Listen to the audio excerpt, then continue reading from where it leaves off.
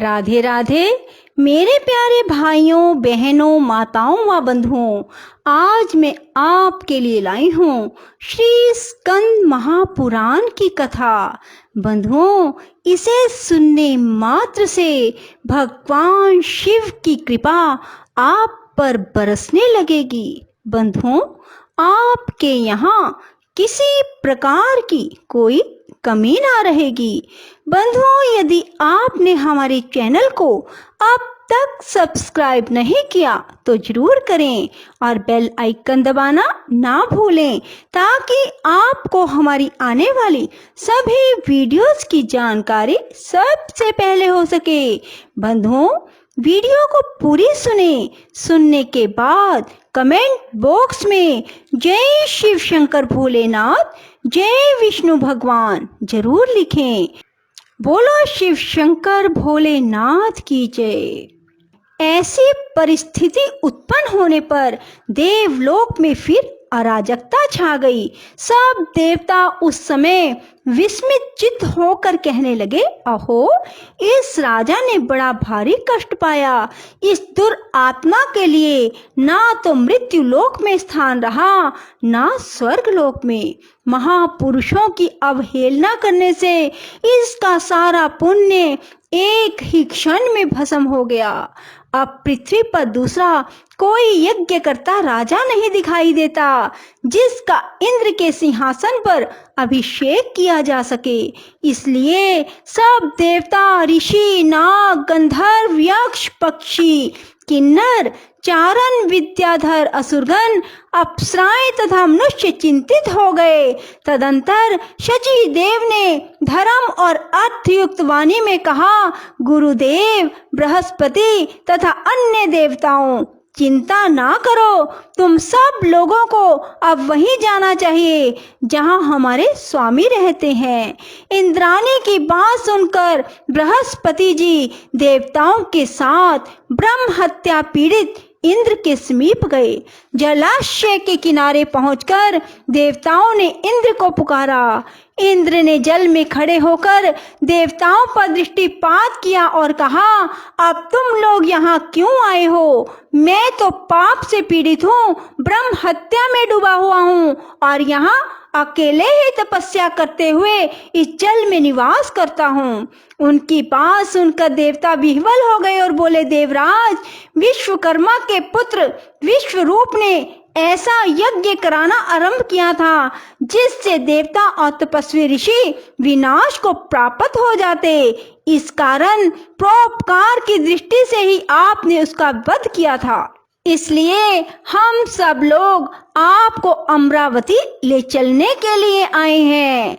देवताओं में जब इस प्रकार बातचीत हो रही थी, ब्रह्म हत्या भी तुरंत बोल उठी, मैं देवराज इंद्र को अमरावती जाने से रोकती हूँ। यह सुनकर बृहस्पति ने सहसा उसको उत्तर दिया, ब्रह्महत्ये, हम तुम्हारे निवास के लिए दूसरे स्थान नियत करेंगे। कार्य की गुरुता को दृष्टि में रखकर देवताओं ने उस समय ब्रह्म हत्या को शांत कर दिया। फिर सब ने विचार करके ब्रह्म हत्या को 4 भागों में बांटा।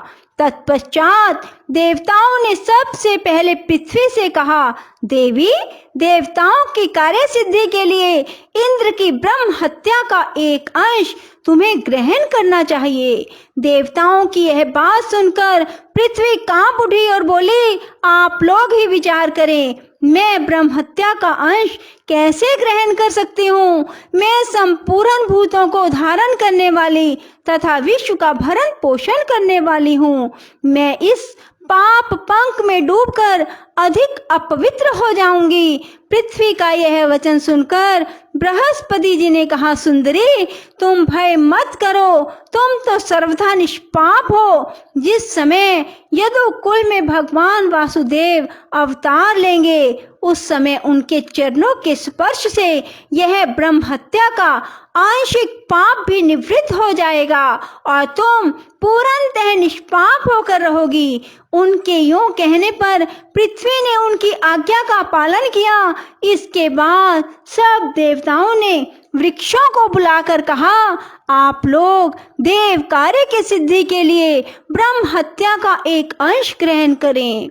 तब वृक्षों ने वहां पधारे हुए संपूर्ण देवताओं से कहा, यदि हम सब लोग ब्रह्म हत्या के पाप से लिप्त हो जाएंगे तो संपूर्ण महात्मा भी ब्रह्म हत्या युक्त होकर पापी हो जाएंगे। यह सुनकर बृहस्पति जी ने कहा, तुम लोग चिंता ना करो, इंद्र के प्रसाद से तुम लोग काटे जाने पर भी अनेक अंशों में विभक्त हो शाखा और डालियों से संपन्न हो जाओगे और इस प्रकार सदा शुद्ध बने रहोगे। बृहस्पति के इस प्रकार आश्वासन देने पर सब वृक्षों ने उस आंशिक ब्रह्म हत्या को आपस में बांट लिया। तदंतर देवताओं ने जलों को बुलाकर कहा, तुम लोग भी देव कार्य की सिद्धि के लिए इस समय ब्रह्म हत्या का एक अंश स्वीकार करो। तब सब जल एकत्र हो बृहस्पति जी से बोले, जो कोई भी पाप या दुष्कर्म है वे हमारे संपर्क और संबंध से दूर होते हैं। हमारे द्वारा स्नान, शौच अथवा हमारा पान आदि करने से संपूर्ण पापाक्रांत प्राणी पवित्र हो जाते हैं। ब्रह्म हत्या से अभिभूत होने पर हमारी यह शक्ति नष्ट हो जाएगी। उनकी बात सुनकर बृहस्पति ने उत्तर दिया, तुम दुस्तर पाप से भय ना करो, मैं वरदान देता हूँ, चराचर जगत में निवास करने वाले संपूर्ण प्राणियों को जल पवित्र करे। उनके यूं कहने पर जल ने ब्रह्म हत्या का तीसरा अंश ग्रहण किया। इसके बाद बृहस्पति जी ने स्त्रियों को बुलाकर कहा, तुम लोग भी इस समय सब कार्यों की सिद्धि के लिए ब्रह्म हत्या का शेष अंश ग्रहण करो। देव गुरु का यह वचन सुनकर सब स्त्रियां बोली, भगवान, संपूर्ण स्त्रियां धर्म, अर्थ, काम की सिद्धि के लिए उत्पन्न हुई हैं। यदि नारी पापाचार करे तो उस पाप से अनेक पक्ष, पिता, नाना, पति के कुल लिप्त होते हैं। ऐसे वेदों की आज्ञा है। क्या आपने ऐसी कोई बात नहीं सुनी है? फिर स्वयं विचार कर लें, हमारा क्या कर्तव्य है। स्त्रियों के ये कहने पर बृहस्पति जी ने वरदान दिया, देवियों, तुम सब इस पाप से भय ना करो। तुम्हारे द्वारा स्वीकृत ब्रह्म हत्या का यह अंश भावी पीढ़ियों के लिए तथा दूसरों के लिए भी शुभ फल देने वाला होगा। तुम सबको इच्छा अनुसार काम सुख प्राप्त होगा। इस प्रकार देवताओं ने ब्रह्म हत्या के 4 भाग किए और वे अंश तत्काल ही पूर्वोक्त समुदायों में स्थित हो गए। उस समय इंद्र का पाप सर्वथा नष्ट हो गया। अतः देवताओं और ऋषियों ने देवपुरी में शची सहित इंद्र का पुनः अभिषेक किया। महात्मा इंद्र संपूर्ण देवताओं, महानुभावों, मुनीश्वरों तथा सिद्ध गणों के साथ पुनः लोकपाल पद पर प्रतिष्ठित हो गए। उस समय इंद्रलोक के संपूर्ण निवासियों के मन में महान उत्साह और अपार नंद छा गया। लोमशी कहते हैं, इसी बीच में इंद्र का महान उत्सव देखकर पुत्र शोक से पीड़ित विश्वकर्मा के मन में बड़ा क्रोध हुआ। वे बहुत खिन्न होकर अत्यंत उग्र तपस्या करने के लिए गए। उस तपस्या से संतुष्ट होकर लोक पिता महाब्रह्मा जी ने प्रजापति त्वष्टा से कहा, सुव्रत, तुम कोई वर मांगो। तब त्वष्टा ने अत्यंत हर्ष से भरकर वर मांगा, भगवान, हमें ऐसा पुत्र दीजिए जो देवताओं के लिए भयंकर हो, संपूर्ण देवताओं और इंद्र को भी शीघ्र मार डालने की इच्छा रखता हो। तथास्तु कहकर परमेष्टि ब्रह्मा ने वरदान दे दिया। उस वरदान से तत्काल ही वहां एक बड़ा अद्भुत दैत्य प्रकट हुआ जो वृत्त नाम से प्रसिद्ध था।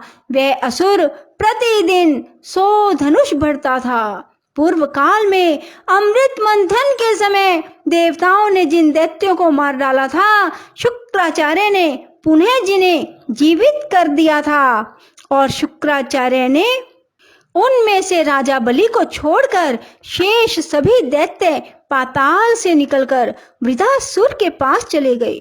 पाताल से आए हुए असुरों के साथ वृत्रासुर ने अकेले ही अपने विशाल शरीर द्वारा संपूर्ण भूमंडल को ढक लिया।